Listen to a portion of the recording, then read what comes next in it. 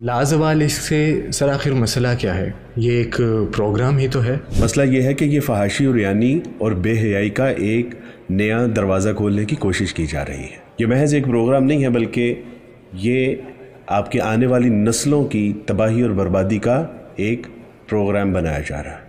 میں آپ سے پوچھتا ہوں کہ آپ میں سے کتنے لوگ ہیں کہ جو اس بات کو پسند کریں گے کہ ہماری بہنیں اور بیٹیاں ایک ایسے شخص کے ساتھ ڈیٹنگ پہ جائیں کہ جو اس کے لیے غیر محرم ہے، وہ اس کے ساتھ سوئمنگ کریں، وہ اس کے ساتھ رات گزاریں اور پھر وہ اس کے ساتھ اپنے بیڈ بھی شیئر کریں۔ یقیناً ہم میں سے کوئی ایک بھی ایسا نہیں ہے کہ جو اس بات کو پسند کرے۔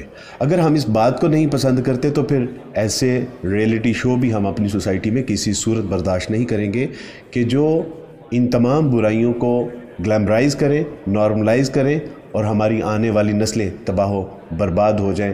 امپاسبل۔ سر، پاکستان میں آنے والی ہر نئی چیز کے بارے میں ایسا کیوں لگتا ہے کہ یہ یہودیوں کی سازش ہے؟ مجھے لگتا نہیں ہے بلکہ مجھے یقین ہے، کیونکہ 90 کی دہائی میں نیتن یاہو نے یہ کہا تھا کہ اہل اسلام کی نوجوان نسل کو تباہ کرنے کے لیے اتنا ہی کافی ہے کہ ان کو میلرولز پیلس اینڈ بیورلی ہل جیسے ریئلٹی شو دکھاؤ، ان کی تباہی اور بربادی ان کا مقدر بن جائے گی۔ اور لازوال عشق اسی تسلسل کی ایک کڑی ہے۔ سر، جن معاشروں میں یہ ریئلٹی شوز چلے ہیں کیا وہ تباہ ہو گئے ہیں؟ جن معاشروں میں ایسے ریئلٹی شو دکھائے گئے ہیں تقریباً وہ تباہی اور بربادی کے دہانے پہ پہنچ چکے ہیں۔ ان کا فیملی سسٹم ڈسٹرائے ہو چکا ہے۔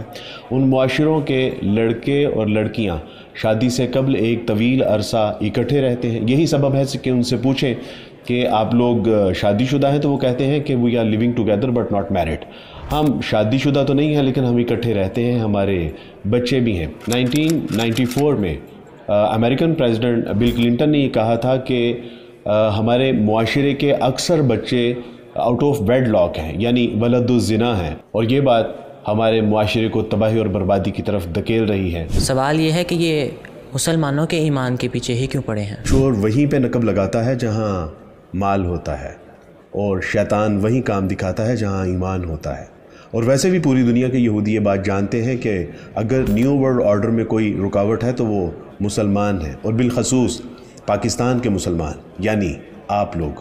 بے حیائی پھیلا کر بھلا ان کو کیا فائدہ ہے؟ صلاح الدین ایوبی نے کہا تھا کہ اگر تم کسی قوم کو بے تیغ یعنی تلوار کے بغیر فتح کرنا چاہتے ہو تو اس کے اندر بے حیائی پیدا کر دو، تمہیں اس کے ساتھ جنگ کرنے کی ضرورت ہی پیش نہیں آئے گی۔ ایسے ریئلٹی شوز کیوں بنائے جاتے ہیں جبکہ ان پر اچھا خاصا خرچ آتا ہے؟ یہ اس طرح کے ریئلٹی شو آزادی کے نام پہ ہماری مائیں بہنیں بیٹیوں کو بے حیائی میں مبتلا کر کے ہماری آنے والی نسلوں کو تربیت سے محروم کرنا چاہتے ہیں۔ آخر حیا ہی کو ٹارگٹ کیوں کیا جاتا ہے؟ رسول اللہ صلی اللہ علیہ وسلم فرمایا کہ جب تمہارے پاس حیا ہی نہیں ہے کرنے کو تو پھر جو چاہو کرو۔ ایسی صورت میں ہماری ذمہ داری کیا بنتی ہے؟ اس سب میں ہماری ذمہ داری یہ ہے کہ ہم اپنے آپ کو پہچانیں، اپنے اسلام کو پہچانیں، اپنے ایمان کو پہچانیں، اپنے اسلاف کو پہچانیں، آواز بلند کیجئے، تحریر کیجئے، تقریر کیجئے، پروٹیسٹ کیجئے۔ پاکستان میں انصاف سست روی کا شکار تو ہے لیکن اپاہج نہیں ہے، قانونی چارہ جوئی کیجئے۔ اگر ایک لڑکا شادی سے پہلے لڑکی کو ملنا چاہے تو اس میں کیا حرج ہے؟ آپ تصور کیجئے کہ جس عورت کے